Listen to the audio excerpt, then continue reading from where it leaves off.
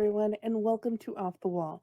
My name is Sol, and I'll be reviewing Season 2, Episode 11 of The Bad Batch. Bogz is visiting family, so it's just me this week. Remember to like and subscribe for more Star Wars content.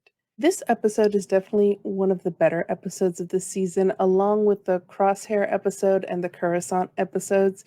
Like always, the music is top notch in this show, and we have a very suspenseful sci fi horror feel type of an episode.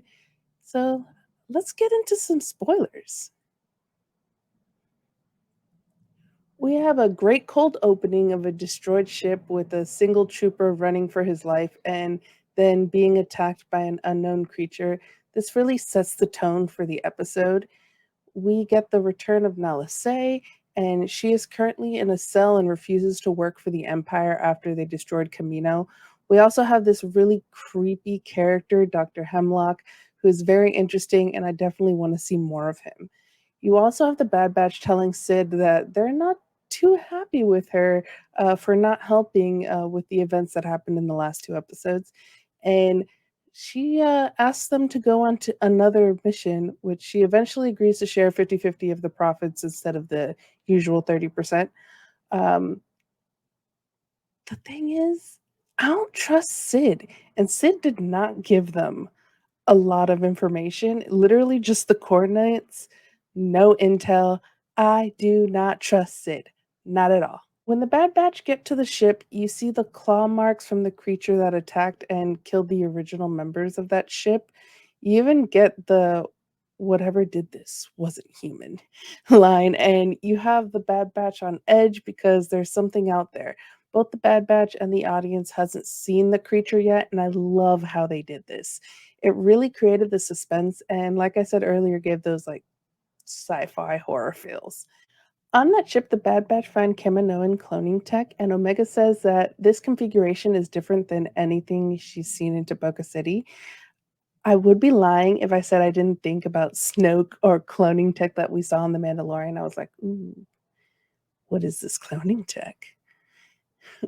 We finally see this creature, and it feeds off of energy, and the more energy it consumes, the bigger it gets.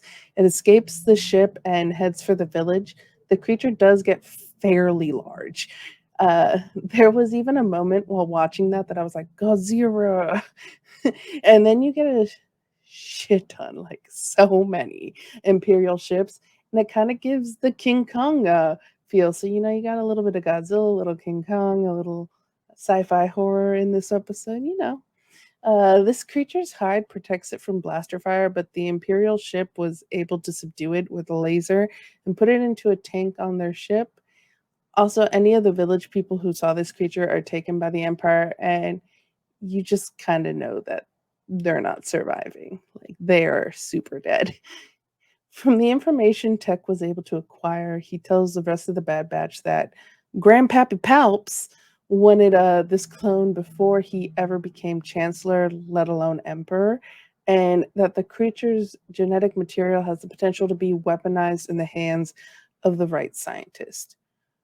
What are you trying to do, Palps? Like, is this to like make Snoke or something else? You and your cloning. I don't know what you're up to, but I don't trust it. Hunter tells Tech to send the info to Rex and Echo, so I'm very positive that we'll see them again this season. When the creepy doctor, Dr. Hemlock, is told that all the villagers who saw the creature have been captured except for one ship that got away, aka the Bad Batch, he gives orders to find them. I was like, oh no, this is not good. The Empire thinks that they're dead, and they're about to find out that they aren't, and that's not good. So I wonder if they're going to find out next episode or the episode after, but they're definitely finding out that the Bad Batch are still alive. Not only do we get an LSA in this episode, we get Prime Minister Lama Su, who has such a badass line to Dr. Hemlock. It must be frustrating to have your resources, but lack the expertise to achieve your goals. And if you fail to convince her, her being Nala Se, it won't be long before you are in a cell like me.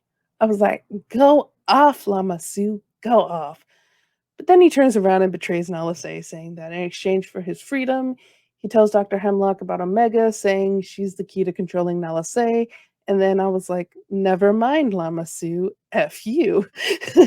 So in that short span of time, I was like, "Yes." And then, nope, not at all. One thing that kept cracking me up this episode is Tech. He is so blunt and honest with no regard for how he comes across, and I love it. It's so funny.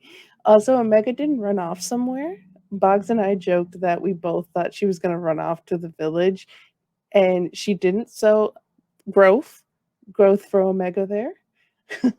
All in all, it was a very good episode. I've been Soul. This is Off the Wall, and I'll see you next time.